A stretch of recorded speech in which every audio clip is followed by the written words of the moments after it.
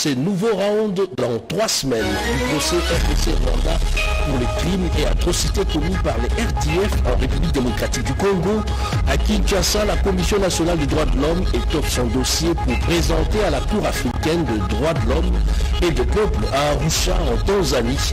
Les détails sur ces fronts judiciaires dans un instant dans ce journal. Dans ce journal, nous allons nous intéresser également à l'élan de solidarité et patriotique qui se développe dans le pays face à l'escalade militaire dans la partie est du pays où l'armée rwandaise tue et commet des exactions contre les populations civiles. On y revient également dans un instant dans ce journal. Bienvenue à tous. Après les conseils supérieurs de la défense, les conseils des ministres présidés par le chef de l'État Félix-Antoine Tshisekedi est revenu largement sur la situation sécuritaire préoccupante dans la partie est du pays, précisément dans le Nord Kivu. Le compte rendu avec les ministres de la communication et médias, porte-parole du gouvernement Patrick Mouyaya. Suivez. Le président de la République est revenu sur la situation sécuritaire du pays qui demeure préoccupante, particulièrement à l'est du pays, où l'armée rwandaise, avec des groupes armés, dont les terroristes du M23 et d'autres milices continuent d'essaimer la terreur. La percée vers Minova et autres localités par ces groupes a créé une instabilité et des déplacements massifs de la vie de nos concitoyens. Les violences, les pillages et les attaques sur les civils ne cessent d'exacerber la crise humanitaire dans la région. Le président de la République, chef de l'État, a tenu à saluer le courage et la détermination de nos forces qui se battent sans relâche pour défendre l'intégrité du pays au péril de leur propre vie. Leur engagement est un acte héroïque face à une situation complexe et dramatique. Il a insisté sur la nécessité de lancer à nos populations dans l'est du pays, particulièrement celles affectées par ces violences, un message de solidarité et de soutien, car ces populations font preuve de résistance, de résilience dans des conditions difficiles. Nous devons constamment rappeler avec conviction que leur souffrance n'est pas ignorée. Les sacrifices qu'elles consentent ne sont pas vains et que les efforts de nos forces de défense et de sécurité visent à restaurer la stabilité pour que l'espoir d'un avenir pacifique reste vivant en elles, a martelé le président de la République. Et dans cette dynamique même, les forces armées de la République démocratique du Congo viennent de rendre public un communiqué officiel. Eh bien, les forces armées de la RDC félicitent les militaires de toutes les unités de FARDC, les patriotes résistants Wazalendo et tous les partenaires engagés, notamment les éléments de Samir RDC, pour leur détermination et leurs efforts conjugués destinés à faire échec aux tentatives expansionnistes des terroristes de l'armée rwandaise dans les environs de la ville de Goma. Au nom du chef d'état-major général des forces armées, les commandants de la 34e région militaire les encourage à rester motivés pour défendre l'intégrité territoriale de la République démocratique du Congo en général et la ville de Goma en particulier. C'est une question existentielle de vie ou de mort.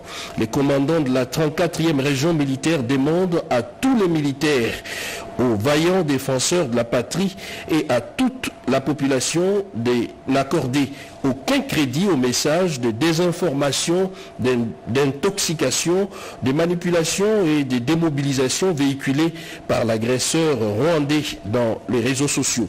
Les commandants de la 34e région militaire demandent à la population de se liguer comme un seul homme derrière les FARDC, les patriotes résistants Wazalendo ainsi que les partenaires déterminés de mettre définitivement fin à l'aventure des terroristes RDF M23 sur le sol congolais. Communiqué signé Njike Kaiko Guillaume, lieutenant-colonel, porte-parole des forces armées de la République démocratique du Congo dans le Nord Kivu. Et dans cette même logique, certains élus nationaux s'engagent derrière les forces armées de la République, quoiqu'en vacances parlementaires. Venas Eyenga, élu de Moamba, a mobilisé sa base pour cette cause nationale. Images et commentaires. La République a fait bloc derrière les forces armées de la République démocratique du Congo et les appels à la mobilisation fusent d'un peu partout. Certains élus sortent de leurs vacances parlementaires pour mobiliser leur base. Venance et Angamboyo, élus de Moamba et de ceux-là. Pour cet exercice des restitutions des activités parlementaires, cet élu national a égrené chaque action sociale posée et compte en faire davantage. La sixième innovation, c'est l'obligation de signer les contrats devant les autorités compétentes, les services d'habitat. Nous voulons passer d'un régime déclaratif à un régime de constatation. C'est-à-dire, on signe, on part déclarer. Non. On signe, les services d'habitat constatent que nous avons signé.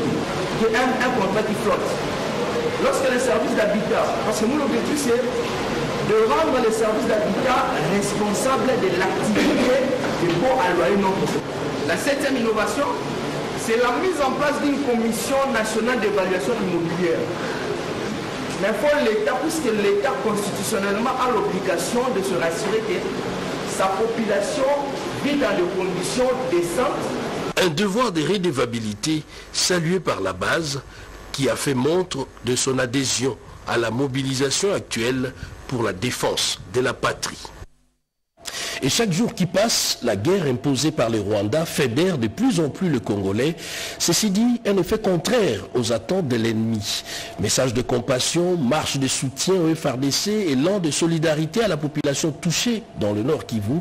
Des communiqués et messages s'enchaînent. On en parle à travers ces commentaires de Joseph Oscar Mbalkaïj.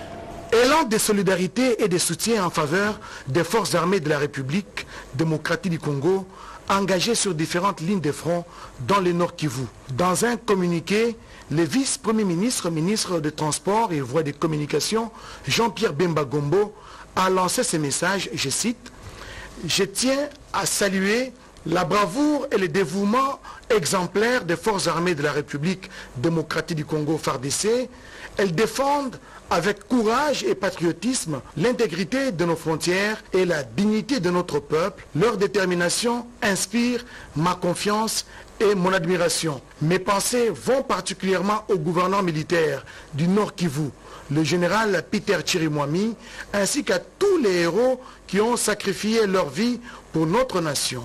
À leurs familles, je présente les plus sincères condoléances, mes prières et toute ma compassion. Et Jean-Pierre Bemba d'ajouter, j'invite également chacun de mes compatriotes congolais à témoigner un soutien indéfectible au président de la République, commandant suprême des forces armées, qui dirige avec sagesse et détermination nos forces, nos efforts de défense nationale. Je vous exhorte à vous tenir aux côtés de nos vaillants soldats, ces phrases d'espoir et de résilience qui se battent, ces phares d'espoir et de résilience qui se battent sur la ligne de front pour préserver notre souveraineté et garantir notre sécurité. Ce soutien collectif est essentiel pour transcender les épreuves actuelles et bâtir une RDC plus forte et unie. Fin de citation. Dans la même logique, la gouverneure du Lualaba, Fifi Masuka, a salué les hauts faits de guerre de fait le gouverneur du Nord Kivu, Peter Chirimwami. Je cite, « En ces moments difficiles, nous devons nous unir tous comme un seul homme derrière le président de la République et chef de l'État, Félix Antoine Tshisekedi Tshilombo, pour dénoncer cette violence et renforcer notre détermination à bâtir un avenir meilleur pour tous les Congolais. Que l'âme de l'illustre disparu repose en paix. » Fin de citation. Autre message de soutien, c'est celui de l'honorable Léonard Cheo Kitundu. Sa formation politique, le Parti social-démocrate vert, PSDV, condamne avec véhémence l'agression rwandaise de notre pays qui constitue une violation inqualifiable, respectivement de la Charte des Nations Unies, de l'acte constitutif de l'Union africaine et de toutes les conventions régionales y afférentes. Exprime son indéfectible solidarité à l'endroit des personnes déplacées et des victimes d'atrocités. Cette formation politique félicite les forces armées de la République pour leur bravoure sous l'égide du commandant suprême, tout en saluant l'accompagnement de la mission de la communauté de développement de l'Afrique australe en République démocratique du Congo, soutenant le chef de l'État pour les efforts inlassables déployés aussi bien sur le front militaire, diplomatique et judiciaire en vue de préserver la souveraineté nationale par les recouvrements de notre intégrité territoriale. Le PSDV déplore les décès tragiques, armes à la main, du général-major Peter Chirimwa Minkuba, gouverneur militaire du Nord Kivu, et présente ses condoléances les plus sincères à la famille biologique et aux forces armées de la République. Fin des citations. C'est pratiquement toutes les couches sociales qui se sentent concernées et les éléments de langage sont pratiquement le même. La questeure adjointe de l'Assemblée nationale, Grace Nehema, a organisé une marche de soutien au FARDC, marche dans laquelle elle fustige les velléités expansionnistes de l'agresseur rwandais. Malumbela pour les détails. C'est à l'initiative de la questeure adjointe de l'Assemblée nationale, Grace Nehema Païnigné, que l'ASBEL Génération Grace Nehema a organisé ce samedi 25 janvier 2025 une marche de soutien aux forces armées de la République démocratique du Congo, très engagées au front pour contrer les agresseurs rwandais. Partie de 7e rue Limité, cette marche a eu comme point de chute espace Elle et moi dans la commune de Lingwala. Au premier rang de cette mobilisation, la questeure adjointe de l'Assemblée nationale et tous les membres de son cabinet. Comme nous sommes ici, nous venons des 4 coins de la ville pour soutenir ceux-là qui se battent jour et nuit. Les autres qui tombent au front sont dans nos prières, leurs familles, nous leur portons dans nos prières. Et nous prions que le Seigneur vraiment puisse intervenir cette fois-ci. Je pense que c'est un sentiment que tout patriote, vrai Congolais, devrait avoir à cet instant ici. Loin des yeux, près du cœur, nous sommes ensemble avec nos compatriotes. Et surtout à celui que j'appelle le héros du moment, le chef de l'État, président de la République, qui déploie tous les efforts dans tous les coins afin de ramener la paix. Consciente de la gravité de la situation qui prévaut dans la partie orientale de son pays, la questeure de l'Assemblée nationale a également exprimé sa compassion à ses compatriotes déplacés de leur milieu naturel qui subissent physiquement et moralement les affres de cette guerre injuste. Le processus de désarmement et démobilisation reçoit le soutien de la population de Bunia. La nouvelle équipe dirigeante du PDD-RCS est arrivée sur place. Peggy Mukunda pour les détails. Elle a choisi Bunia dans la province de l'Ituri pour sa première sortie, aussitôt menée par le chef de l'État Félix-Antoine Tshisekedi. L'équipe dirigeante du PDD-RCS, composée de son coordonnateur national Jean Dédieu, Désiré Ntangatita, et de son adjointe chargée des questions techniques et opérationnelles, Marie-Chantal Lumba, séjourne dans cette partie du pays pour lancer le processus de désarmement et de démobilisation. Et nous sommes là d'abord pour la prise de contact avec toutes les parties prenantes, dont les autorités locales, avec en tête son Excellence le gouverneur de province. Au-delà de ça, il y a un volet important de notre travail qui concerne l'engagement de discussion de travail avec les groupes armés. Et vous avez suivi il y a quelques jours, on a eu un engouement sans précédent dans l'Ituri. On a eu au début 600 clients avec plus de 85 armes de guerre qu'ils ont déposées volontairement pour rejoindre le processus de paix. Donc je suis là pour féliciter son Excellence Monsieur le gouverneur de province avec l'ensemble des parties prenantes, avec mon équipe ainsi que tous les partenaires impliqués dans ce processus, dont la MONUSCO et tous les intervenants, pour les encourager, leur apporter mon soutien et continuer à travailler dans cette visée pour que la vision de son Excellence Félix-Antoine Tshisekedi Tshilombo, président de la République démocratique du Congo, se matérialise. Dès leur arrivée à l'aéroport national Murongo de Bunia, la délégation a été reçue par le coordonnateur provincial AI de PDD-RCS, Flori Kitoko. Un acte de solidarité de la première dame, Denise Nyakero Tshisekedi, à l'endroit des blessés de guerre. Elle s'est rendue au camp lieutenant-colonel Kokolo et camp colonel Tchachi. Naïcha Kiala, Edi Chala et Charman Lelo. C'est à l'hôpital militaire du camp lieutenant-colonel Kokolo que la distinguée première dame Denise Nyakiro Tshisekedi a débuté sa visite. Elle a rencontré les soldats blessés en défendant l'intégrité du pays. Accompagnée des membres de la fondation qui porte son nom, Denise Nyakiro Tshisekedi n'est pas venue bredouille. Des vivres essentiels, des médicaments et d'autres produits de première nécessité ont été distribués pour alléger le quotidien des blessés et de leurs familles. Ces gestes simples, mais symboliques, rappellent l'importance de la solidarité en temps de guerre. Juste après, la première dame s'est rendue à l'hôpital militaire de la garde républicaine, au camp colonel Tchachi, où elle a posé le même geste de soutien. Là aussi, elle a encouragé les soldats blessés à puiser leur force dans la foi, tout en soulignant que l'unité et la solidarité sont essentielles pour construire une paix durable.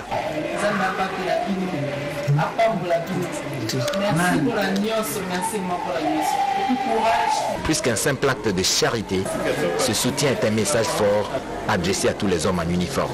Cette visite de la première dame a apporté une bouffée d'air frais aux soldats. Un soutien moral et matériel qui symbolise la communion des cœurs et marque l'unité d'un peuple. J'en parlais tout à l'heure dans le titre. Le front militaire en cours, les fronts judiciaires contre le Rwanda va réouvrir ses portes à la Cour africaine de droits de l'homme et des peuples à Arusha en Tanzanie. Eh bien, la Commission nationale des droits de l'homme ficelle de preuves documentées des exactions et crimes de guerre commis par le Rwanda en République démocratique du Congo. Le vice-ministre de la Justice, Samuel Bemba, a échangé avec les présidents de la CNDH, Paul Sampou. D'autres précisions dans ce 3 semaines environ, la République démocratique du Congo et le Rwanda, pays agresseur, seront en procès à la Cour africaine des droits de l'homme et des peuples, CADHP, à Arusha en Tanzanie, pour des atrocités et massacres perpétrés depuis près de 30 ans en RDC. Le président de la Commission nationale des droits de l'homme, CNDH, Paul Sampou Mukulu, s'est proposé d'apporter des preuves de tous ces crimes commis par le Rwanda sur le territoire congolais. Annonce faite à l'issue de l'audience que le vice-ministre de la Justice et Contentieux international, Samuel Mbemba Kabouya, a accordé à Paul Sampou le mercredi 23 janvier 2025. Le président de la CNDH a souligné l'importance de l'accompagnement de son institution pour l'aboutissement heureux de ce procès jusqu'à la condamnation du Rwanda. Le vice-ministre m'a fait l'honneur de me recevoir pour échanger sur ce dossier très important, ce procès qui s'ouvre et qui est attendu par les victimes et tout notre peuple, dont nous disposons en tant qu'institution d'appui à la démocratie, qui avons un rayon de fonctionnement sur l'ensemble du territoire national. Et donc nous avons des preuves de violations graves des droits de l'homme commis par nos agresseurs, c'est-à-dire le Rwanda. Paul Sampou a émis le vœu pour la tenue de ce procès. Il y est de noter que l'ouverture de la première audience de cette affaire est prévue le 12 février prochain à Arusha, en Tanzanie.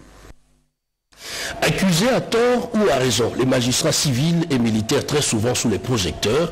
Pour cette année 2025, l'on doit s'attendre à un changement de paradigme. Un rappel à l'ordre du procureur général près la Cour de cassation Firmin Vondé, Yvette Makuntima. Je voudrais demander... Kinshasa est le miroir de la République. Je vous demande de maximiser les efforts pour nous éviter des critiques inutiles. C'est en résumé le propos du procureur général près la Cour de cassation, Firmin Vondé Mambou, devant les magistrats civils et militaires du parquet. Des nouvelles orientations pour plus d'efficacité dans l'action judiciaire. Une détermination qu'il affiche pour le respect strict de la loi. Je place cette année sous le signe de l'année de l'espoir. Je vous encourage donc de travailler, d'arracher comme vous le faites déjà, pour qu'ensemble nous puissions conduire ce bateau et de concourir à la réussite. Ces premiers contacts avec les magistrats civils et militaires est le début d'une série de rencontres pour cimenter la dynamique de l'état de droit portée par le chef de l'État Félix-Antoine Tshisekedi Tshilombo. La loi est là. C'est une loi partisan qui se veut légaliste On ne forme pas un état de droit en s'invitant là où vous n'avez plus de compétences, en s'invitant là où vous voulez simplement venir faire les troubles faits. Sachez que notre détermination ne reculera pas pour que le respect de la loi soit de stricte application. La justice au centre de l'action publique, c'est le fil conducteur de l'action du procureur général près la Cour de cassation, Firmin Vondemambo. Et dans la même logique, 2025, les magistrats de la Haute Cour militaire sont appelés à plus de célérité dans le travail. Marie Calong pour les détails. Le premier président de la Haute Cour militaire a appelé les magistrats à améliorer leur rendement au cours de l'année 2025 en prononçant dans le délai respectueux de la loi les décisions dans les dossiers leur confiés. Cette exhortation du lieutenant général magistrat Joseph Mutombo Katala Etiende a été faite à l'occasion de la cérémonie d'échange de vœux qu'il a personnellement présidée le mardi 21 janvier 2025 dans la grande salle de réunion de cette haute juridiction militaire. Mes remerciements s'adressent à tous les magistrats, les auxiliaires et les partenaires de la justice parce que c'est ensemble que nous avons évolué avec vigueur pour remplir les missions qui sont nôtres, c'est-à-dire dire le droit en général et gérer les personnels à notre disposition. Le premier président de la Haute Cour militaire a aussi appelé les magistrats à bannir les antivaleurs dans l'exercice de leur métier. Je voudrais que chacun sache que l'autorité ne doit pas être tout le temps derrière vous pour rappeler les instructions, mais nous devons travailler en responsable. Évitons de nous laisser distraire par les sollicitations financières de la part des justiciables ou des membres de leur famille, a martelé le lieutenant général magistrat Joseph Mutombo Katala Etiende avant de réciproquer les vœux le présentés par le général-major magistrat Jean Bivengete Pinga Solo au nom de tous les magistrats, les auxiliaires de la justice et les administratifs du siège pour l'année 2025. Dans son mot, le représentant des magistrats, le général-major Jean Bivengete Pinga Solo, avait exprimé au nom de l'ensemble du personnel sa gratitude envers le premier président de la Haute Cour militaire qui ne ménage aucun effort pour améliorer les conditions de travail et de vie de ses collaborateurs. Et dans un autre chapitre, s'il faut parler en termes de pourcentage, moins de 10% des conducteurs détiennent un permis de conduire en RDC, situation créée par un vide pendant très longtemps. Nous voici maintenant avec des permis de conduire biométriques. Le président de la Commission nationale des délivrances de permis évoque ici les caractères obligatoires de ces permis de conduire. Redépendant. 2 mois après, soit du 25 novembre 2024 à ce jour, depuis que la délivrance des permis de conduire biométriques a été officiellement lancée, bien des Congolais ne sont pas encore suffisamment renseignés sur l'apport de ces documents légaux. Selon les présidents de la CONADEP, Commission nationale de délivrance des permis, Nicolas Nkane, les permis de conduire biométriques avec plus est d'une grande importance pour la circulation routière, non seulement pour l'identification des conducteurs, mais aussi pour la sécurité. Permis de conduire biométrique, on fait allusion à la qualité même de la sécurisation de ce titre. C'est un titre qui est très bien sécurisé, c'est un titre qui nous permet de le délivrer juste aux conducteurs qui sont aptes à conduire. On vérifie tout ce que vous avez comme document dans votre dossier. D'abord votre carte d'identité. On voit également si vous avez un titre attestant que vous avez déjà un ancien permis de conduire ou un brevet d'auto-école. Vous passez par l'examen théorique. La phase suivante, c'est l'examen pratique. Les choses ont évolué, il y a un grand changement. Tout est numérisé, vous passez même pour l'obtention de votre note de perception. Aussi, c'est numérisé d'aller à la banque pour payer les frais irrélatifs. Il n'y a pas de permis de conduire par procuration. La présence physique ici, par rapport au système mis sur pied, est obligatoire. Malgré toutes les dispositions prises par le gouvernement de la République à travers la CONADEP pour la délivrance des permis de conduire, l'opération est encore à ses débuts avec peu d'engouement de la part des chauffeurs-conducteurs. Et maintenant, ces images qui vont vous faire certainement rêver. Imaginez Kinshasa relié par un réseau de trains urbains modernes. Maître Kin et ses projets qui pourra matérialiser ses rêves, mais il faut un accompagnement technique de l'autorité des régulations des marchés publics. Yvette Makuntima. Les échanges ont essentiellement porté sur l'accompagnement technique de l'autorité des régulations de marchés publics RMP en vue de consolider les procédures de la commande publique à Métrokin. Considérant l'importance du projet de construction des infrastructures ferroviaires modernes dans la ville-province de Kinshasa, projet dénommé Métrokin, un accent particulier devra être placé sur l'application stricte des textes régissant la commande publique en RDC. C'est dans ces cadres que le directeur général des Métrokin a sollicité l'accompagnement de l'organe régulateur du secteur de la commande publique dans la mise en place de la cellule de gestion des projets et de marchés publics et le renforcement des capacités de ses animateurs. Entourés de leurs experts, les deux directeurs généraux ont salué la pertinence du projet Métrokin au regard des embouteillages ennuyants constatés ces derniers temps à Kinshasa. Le projet Métrokin vise à construire dans sa première phase 300 km de trains urbains en vue de relier les principaux axes de la ville de Kinshasa et désengorger ainsi la circulation dans la mégalopole dont le nombre d'habitants ne cesse d'augmenter avec le temps. Pour rappel, ce projet intéresse déjà divers partenaires disposés à les financer dans les cadres du partenariat public-privé. C'est dans ces cadres que l'autorité des régulations des marchés publics RMP intervient non seulement dans les procédures d'octroi des avis de non-objection, mais également dans les cadres du contrôle a posteriori de procédures de ces partenariats. Les deux parties ont convenu des prochaines rencontres pour matérialiser la collaboration entre l'organe des régulations et l'autorité contractante. La voirie urbaine se modernise dans la ville de Kolwezi, dans le Lualaba. L'avenue Congo, la cité, fait de ces voies, cette voie change de plus en plus et reçoit une nouvelle couche d'enrobés. On en parle à travers ces reportages. Suivez. Longue de 360 mètres, l'avenue Congolo à la cité, l'une des avenues parallèles à Mama Mujinga, vient de s'ajouter sur les lots de 2,5 km lancés il y a peu par l'autorité urbaine, Maître Jacques Massingo Kindele à la cité Manika. D'une part, une nouvelle année, cette artère, c'est d'autres d'une nouvelle robe. Elle a reçu sa couche d'asphalte ce lundi, 20 janvier 2025. Nul n'ignore que la fluidité dans la circulation des personnes et des marchandises fait partie d'un outil important dans le développement économique et social de premier plan. Le maire de Kolwezi le sait, raison pour laquelle il doit au chef-lieu du Lualaba des infrastructures routières dignes, solides et modernes. Autre part, en dépit des 4 km de route en plein chantier à Djour, l'avenue Congolo et Maniema, faisant jonction de Likasi, s'ajoute aux avenues secondaires qui mènent vers les grands marchés de Kolwezi. Entendez, le marché central de Manika.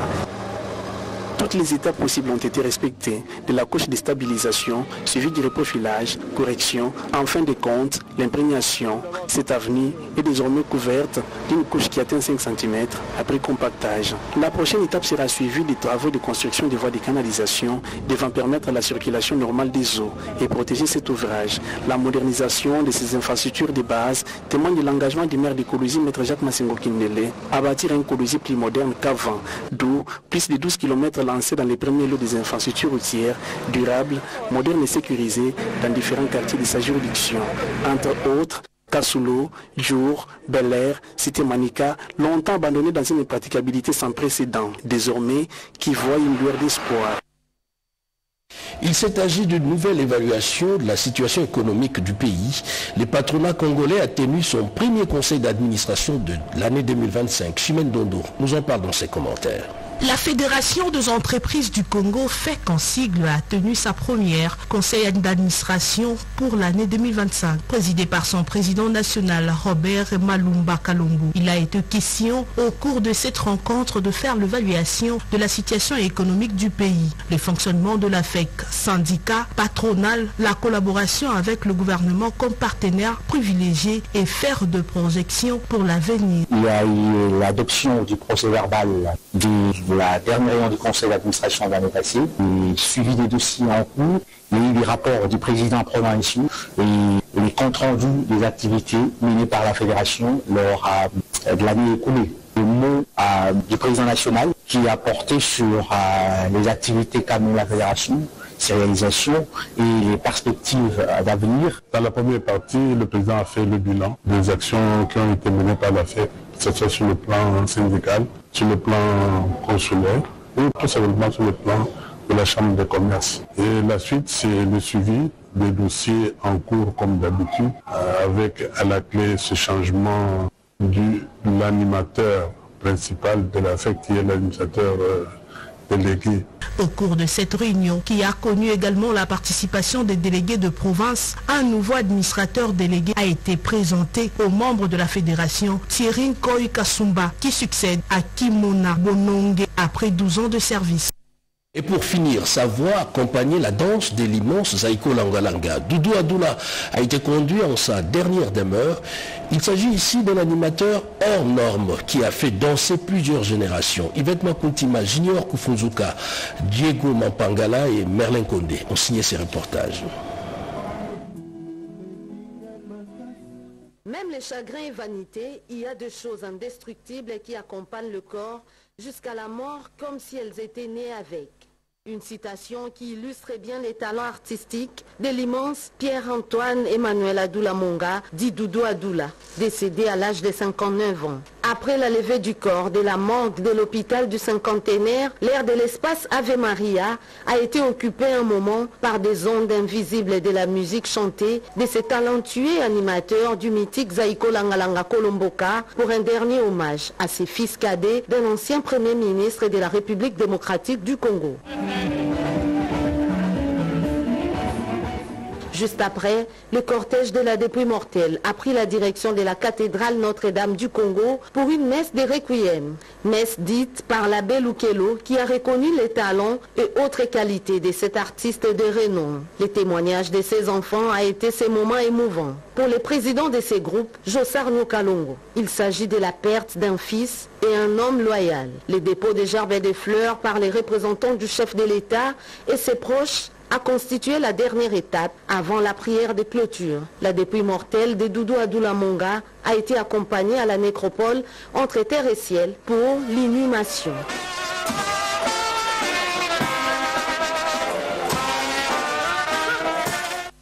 Et cette déclaration relative à l'évolution de la situation sécuritaire à l'est du pays, notamment dans le Nord Kivu de l'Essidé, nous sommes profondément préoccupés par la dégradation de la situation sécuritaire dans l'est du pays, notamment dans le Nord Kivu, qui a conduit à la mort du général Peter Chirimwami, gouverneur du Nord Kivu, province sous état de siège. Nos sincères condoléances à sa famille et aux forces armées de la République démocratique du Congo. Aussi, nous exprimons notre solidarité à nos compatriotes qui souffrent des ravages de cette guerre. En ces temps de crise, la cohésion nationale à laquelle nous avons appelé sans relâche est aujourd'hui plus qu'indispensable que jamais. Soyons unis derrière nos forces armées pour sauver notre pays du danger. Un communiqué signé professeur Devos Kitoko Moulenda, secrétaire général de l'ESID. Et voilà qui met un terme à ce journal réalisé par Papi Nguinamao et